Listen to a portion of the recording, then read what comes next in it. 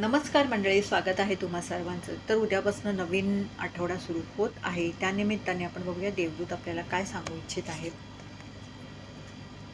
Fairies आणि संदेश आहे, you have a strong bond with the fairies and your life purpose involves helping mother nature. तर मंडळी इथे हेच सांगण्यात येत आहे की तुमचं एक पर्याय जे असतात ना, फेरीज ज्याला म्हणतात, त्यांच्यासोबतचं तुमचं एक खूप छान असं स्ट्रॉंग असं तगडं असं शक्तिशाली असं एक नातं आहे. कदाचित तुमच्या ते लक्षातही येत असेल की तुम्हाला कधी-कधी तुम्ही शांत बसले आहात किंवा ध्यानस्थ बसले आहात. झोपले असताना तुम्हाला ना खूप अशा छान-छान काही आकृत्या वगैरे दिसत असतील. तर मी हे सांगू इच्छिते ते दुसरं कोणी तिसरं कोणी नाही, पण त्या ज्या आहेत ना, त्या फेरीज आहेत. म्हणजे ते परी आहे, म्हणजे एकूण काय तर ते देवदूत आहेत. हेच सांगण्यात येत आहे. आणि तुमचं जे एक म्हणतात ना, जीवनाचं उद्दिष्ट असतं प्रत्येकाचं, काही ना काहीतरी जीवनाचं उद्दिष्ट असतं, लाईफ पर्पज असतं, सोल पर्पज असतं.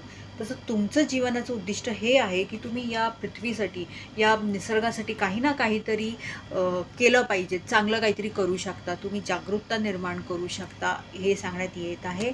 दुसरा एक संदेश बघूया. Creative project. तर मंडळी, हा संदेश पाहता मी हे सांगू इच्छिते क्रिएटिव्ह प्रोजेक्टमध्ये की तुमची ना एकूण पर्सनॅलिटी अशी आहे, तुमचा जो आत्मा आहे ना, तो असा आहे ना की तो खूप क्रिएटिव्ह आहे. नवीन-नवीन गोष्टी सतत तुम्हाला सुचत असतील. ते तुमच्या असू शकतं की पटकन डोक्याने कल्पना येऊ शकते किंवा आतून काहीतरी सुचत असेल, "अरे, मी हे असं करू का? हे असं होऊ शकतं, तसं होऊ शकतं." पण काहीतरी वेगळं असं.